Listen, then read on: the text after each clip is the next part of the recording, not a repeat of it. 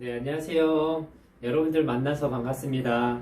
먼저 저를 이제 소개하면은 이제 괴정동에서 공방을 운영하고 있는 신현정이라고 합니다. 네, 여러분 목공 이제 많이 들어보셨나요?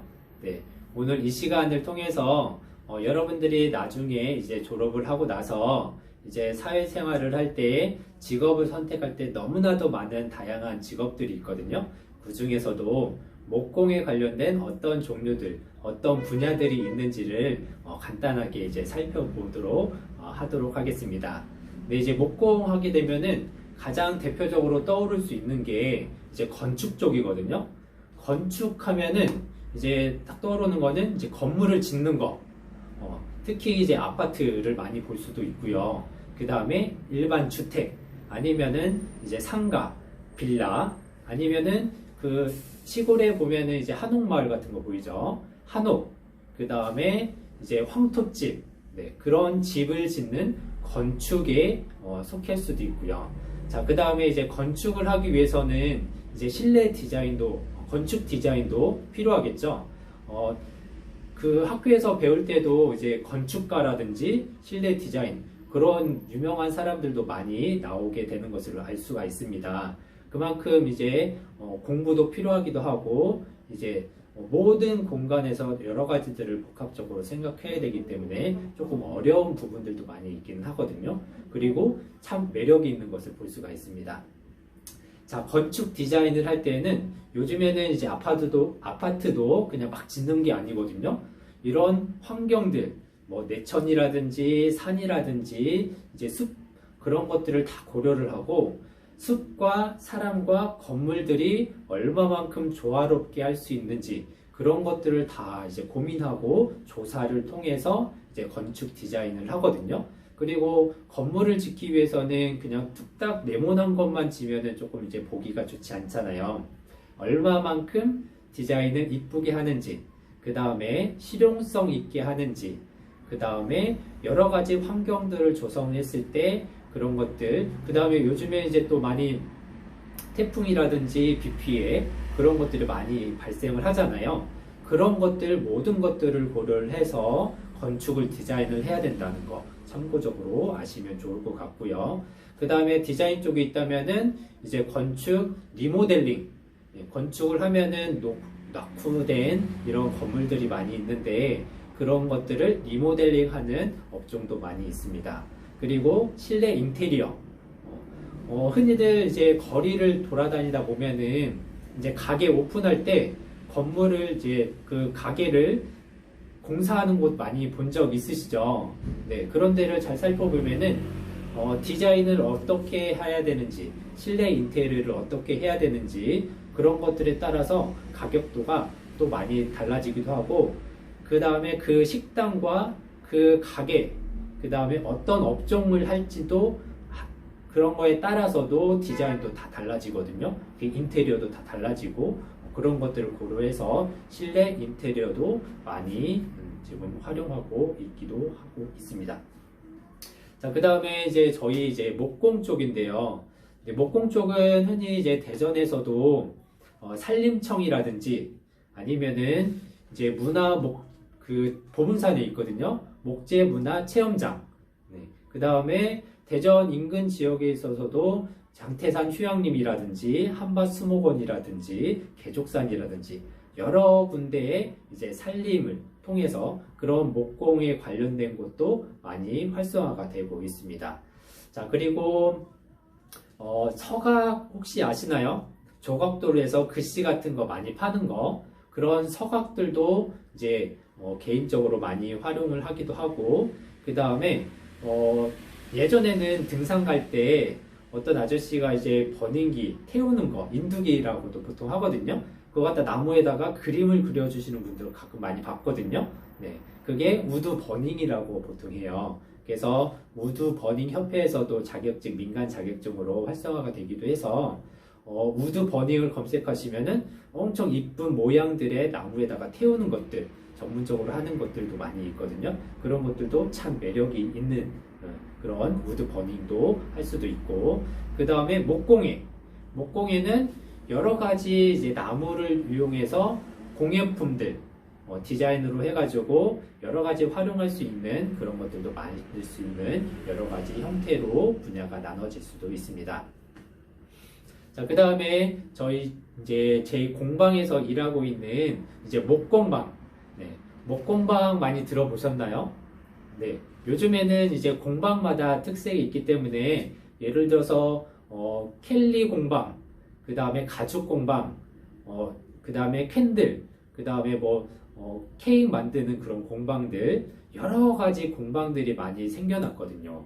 그래서 이제 공방들도 많은 사람들이 접하기 쉽게끔 그런 역할들도 많이 하고 있어서 많이 접하기 쉬워지는 이런 추세에 많이 되고 있습니다. 그래서 목공방 같은 경우는 여러 가지 또 분야도 나눠지기도 하고 특징들이 다 있어요. 공방마다. 대전에도 약 한 20군데에서 30군데 정도 이제 공방이 운영하고 있는데 그 공방마다 특징이 있기 때문에 그런 것들을 한번 살펴보면요. 가장 큰 규모로 하는 것 같은 경우는 목공 자격증, 그 다음에 목공 수업, 전문가반, 그 다음에 창업반 이런 형태로 교육 위주로 돌아가는 공방들도 있어요. 저쪽 방동저수 쪽에도 이제 국비로도 하는 곳들도 있긴 하거든요.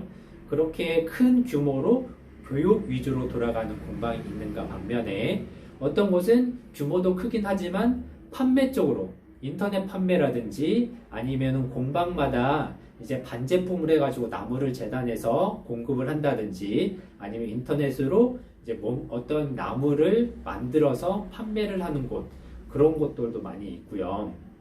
그 다음에 규모가 조금 큰 곳 중에서 하나도 이제 가구, 네, 가구 원목으로 만드는 가구들도 많이 활성화가 되기도 하고 물론 이제 자본이 조금 많이 투자가 돼야 되긴 하지만 그런 가구 전문점 그런 공방들도 있습니다.